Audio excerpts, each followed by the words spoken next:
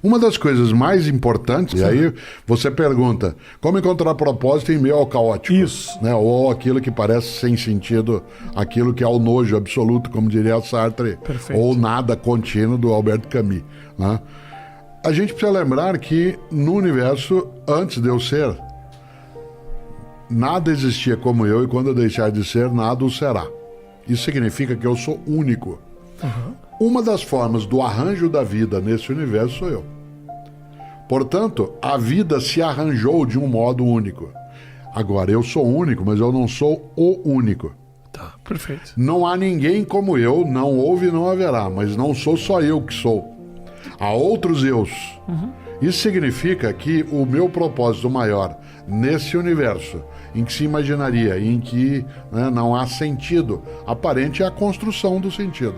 Não há um propósito dado, a menos que seja no campo da fé religiosa, a menos que seja no campo do dogma, não há um propósito que aqui está e diz vá, faça isso. O que existe é a necessidade de você edificar, construir esse propósito. Por isso, meu propósito, eu quero que eu faça falta. Perfeito. Esse é o meu propósito.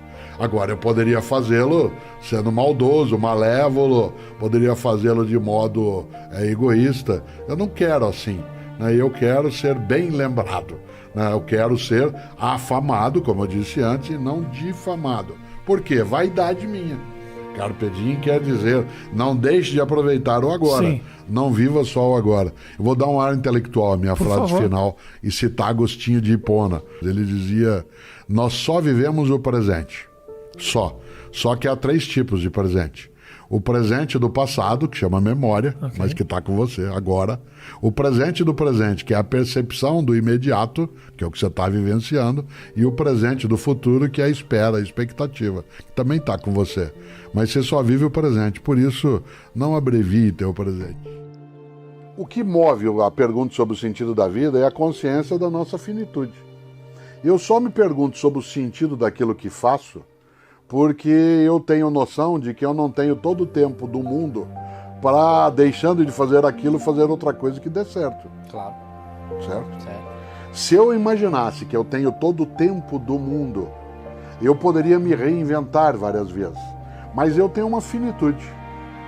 Quando a gente ouve Nelson Cavaquinho cantar sei que estou nos últimos degraus da vida, meu amor. Esta ideia, sei que estou, há momentos em que ela vem à tona. Quando você tem um tempo pandêmico em que a nossa mortalidade ela fica expressiva, quando a gente sobrevive a um acidente, quando a gente encontra a saída de uma agonia, a pergunta vem.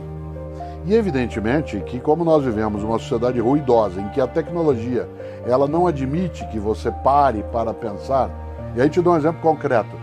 Não existindo mobile há 30 anos, se eu ficasse agora numa fila, num banco, ou se eu ficasse agora num outro lugar, parado, não tendo nada para fazer, e portanto não tendo que consultar para ocupar a minha mente ociosa, eu tinha 2 alternativas. Uma, conversar com quem estava perto.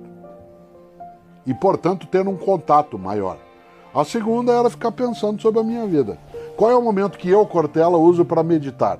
Você imaginaria, alguém da área de filosofia para algumas vezes ao dia e fica quase que dentro de um modo monacal, pensando. Não, viagem de avião.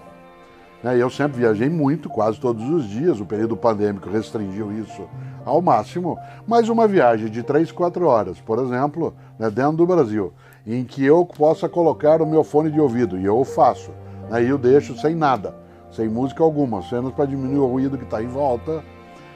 Claro que essas questões elas vêm. A grande questão da filosofia ela é de uma abstração que teu achismo ele vai multiplicar. Por que existe alguma coisa e não nada? Isto é, por que as coisas existem em vez de não existirem? Claro. Certo. A ciência, a arte, a filosofia, a religião tentam responder essa questão. A ciência, a arte, a filosofia e a religião passam o tempo todo em busca de algo que dê sentido. No duplo conceito, sentido como significado e sentido como direção.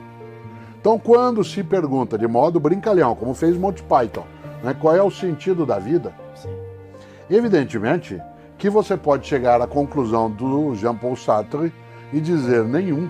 A vida, ela é apenas, né? Contemplativa. Isso, ou como lembraria Fernando Pessoa, o homem é um cadáver adiado. Ou se a gente olha, né, o que disse, né, o pensamento mais forte, né, no campo da literatura, né, dentro do Guimarães Rosa, quando lá no Grande Sertão, Veredas, Reobaldo várias vezes diz: viver é muito perigoso, viver é muito perigoso, mas tem um momento que é muito marcante. Numa das vezes, Reobaldo diz: viver é muito perigoso, sempre acaba em morte. Ora, esta ideia que nos leva a imaginar a obviedade de um lado e o espanto do outro, Jonathan Swift dizia, né?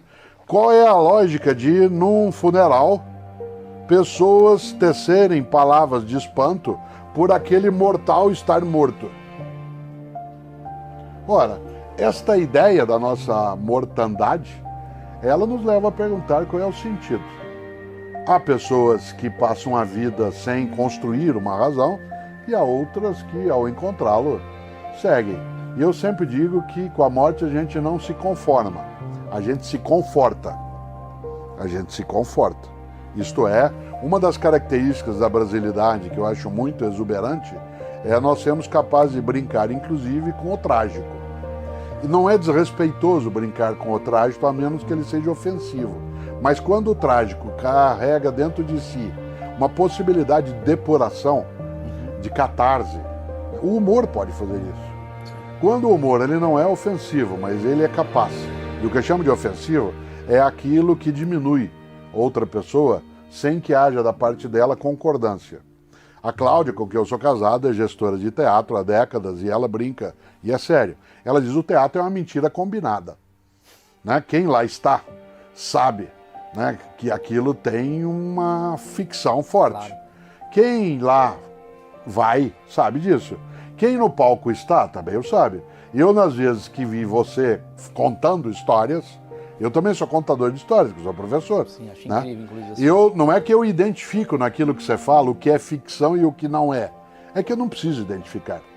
Uma das coisas gostosas é que eu seja capaz de me entregar a uma apresentação, né, dentro de um espaço teatral, não fingindo que eu acredito, acreditar que eu estou fingindo que aquilo é verdade. Né? E nessa hora, é claro que nós temos que imaginar que a nossa existência ela tem algum sentido.